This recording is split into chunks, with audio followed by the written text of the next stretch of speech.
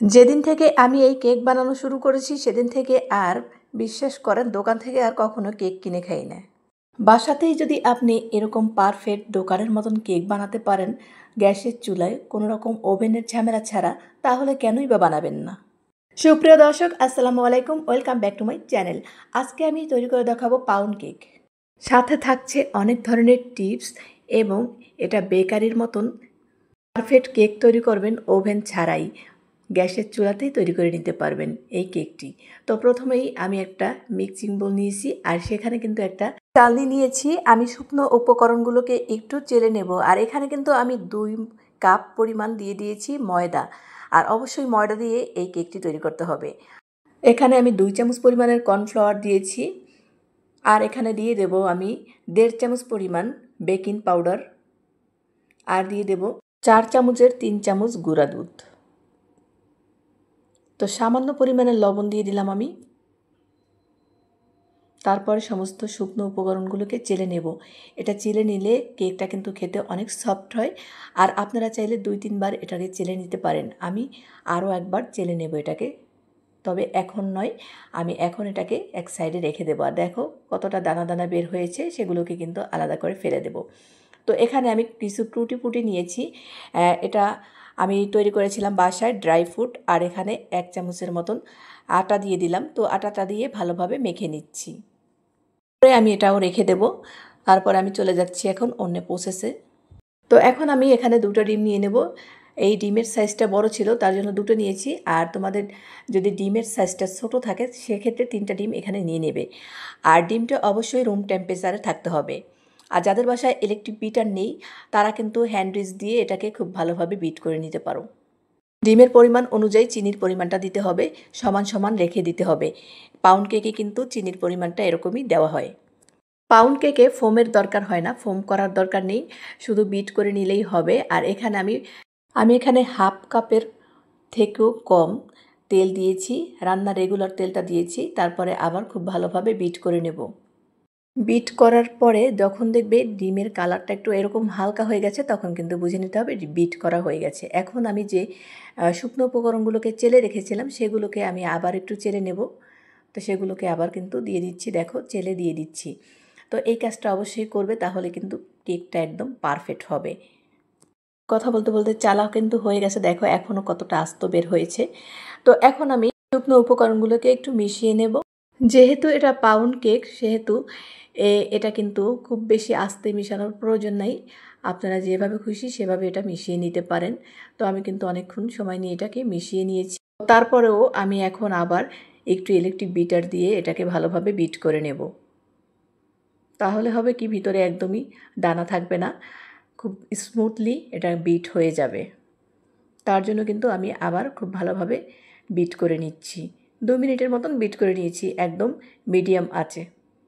তো এখানে যে টুটি ফুটি ড্রাই ফ্রুটস আমি রেখেছিলাম সেটা কিন্তু এখানে দিয়ে দিচ্ছি। আর এই ড্রাই ফ্রুটটা তোমরা স্কিপ করতে পারো চাইলে, হাতের কাছে না থাকলে এটা না দিলেও হবে, কোনো সমস্যা নেই। ড্রাই ফ্রুটস কিন্তু আমার বাসায় তৈরি করা, আর এটা রেসিপি আমার দেওয়া আছে। তোমরা চাইলে এই রেসিপির লিঙ্কটা আমি ডিসক্রিপশন বক্সে দিয়ে দেবো। একটা কেকের মোল্ড নিয়েছি, তো সেখানে আমি একটু তেল ব্রাশ করে দিয়েছি। তারপর শুধু একটা কাগজ আমি এখানে কেটে দিয়ে দিলাম। তারপর একটু আবার তেল ব্রাশ করে দেব। আর তোমার চাইলে এখানে কিন্তু ফয়েল পেপারটাও ব্যবহার করতে পারো, অথবা কেকের জন্য যে পেপার পাওয়া যায় সেগুলোও কিনে এখানে ব্যবহার করতে পারো। আমি কিন্তু সরাসরি কাগজ কেটে এখানে দিয়ে দিয়েছি। তো তারপরে আমি কিন্তু কেকটা একটু উপর থেকে ঢাললাম। কেকটা অবশ্যই একটু উপর থেকে ঢালতে হবে, তাহলে ভিতরে বাবলস থাকার সম্ভাবনা কম থাকবে। কথা বলতে বলতে কিন্তু আমি অনেক ধরনের টিপস দিয়েছি, অবশ্যই এই টিপসগুলো ফলো করলে তোমাদের কেকটাও হবে পারফেক্ট। তো এখন কিন্তু একটা কাঁটা চামচ দিয়ে আমি নাড়াচাড়া দিয়ে দিলাম যাতে ভিতরে কোনো বাবলস না হয়। আর তারপরে উপর থেকে সৌন্দর্যের জন্য আমি কিছু ড্রাই ফ্রুটস এখানে দিয়ে দিচ্ছি। আর এটা একেবারেই অপশনাল, তোমরা চাইলে এটা দিতে পারো, না চাইলে কোনো দরকার নেই। এখানে তোমরা কিশমিশ অথবা বাদামও দিতে পারো।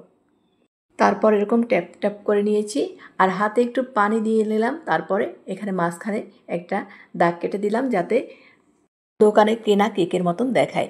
আর এখানে কিন্তু আগে থেকে একটা সিলভারের পাতিল বসিয়ে দিয়েছিলাম, অবশ্যই সিলভারের পাতিল দিতে হবে। আর একটু জাল করে নিয়েছিলাম হাই হিটে। আর এখানে একটা স্ট্যান্ড দিয়েছিলাম, তারপরে কিন্তু আবার ঢাকনা দিয়ে আমি কেকটা দিয়ে তারপর ঢাকনা দিয়ে দিয়েছি। বানানোর সময় অবশ্যই যারা চুলায় বানাবেন তারা কিন্তু এরকম সিলভারের হাঁড়ি পাতিল ব্যবহার করবেন, তাহলে কেকের কালার কিন্তু খুব বেশি সুন্দর আসবে। আমি একদম লো হিটে কিন্তু 30 মিনিটের মতন এই কেকটা রান্না করে নিয়েছি। তার মধ্যেই হয়ে গেছে, দেখো একদম কাঠিটা কিন্তু ক্লিন এসেছে। আমি কিন্তু চেক করে নিলাম তোমাদের সামনেই। এখানে 2 চামচ চিনি আর 2 চামচ পানির সাথে আমি মিশিয়ে নিয়েছি। তারপরে কিন্তু এই কেকের উপরে দিয়ে দেবো। এটা গরম থাকা অবস্থায় দিতে হবে, তাহলে বেকারি দোকানের মতনই এই কেকটা ঠান্ডা হয়ে যাওয়ার পরও সফট থাকবে। মোটামুটি এই কেকটা বানানোর জন্য যেগুলো টিপস তোমাদেরকে এখানে দিয়েছি, সব টিপসগুলো ফলো করে কেক বানালে তোমাদের কেকটাও হবে একদম পারফেক্ট। আর আমি কিন্তু একদম পুরোপুরি ঠান্ডা করে নিয়েছি, তারপরে চারপাশ থেকে একটু ছাড়িয়ে নিয়েছি। এখন দেখো কেকটা কত সুন্দরভাবে আস্ত একদম বের হয়ে গেছে।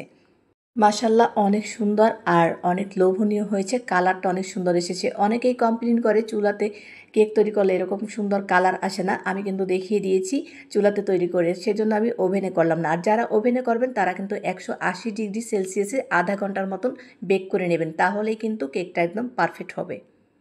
আমি যখন সচরাচর বানাই বাসায় তখন কিন্তু ওভেনেই বানাই, খুব সহজে তাড়াতাড়ি হয়ে যায় আপনাদের দেখানোর সুবিধার্থে। আর সবার বাসায় কিন্তু ওভেন নেই, এজন্য কিন্তু আমি আপনাদেরকে চুলাতে এটা তৈরি করে দেখিয়েছি।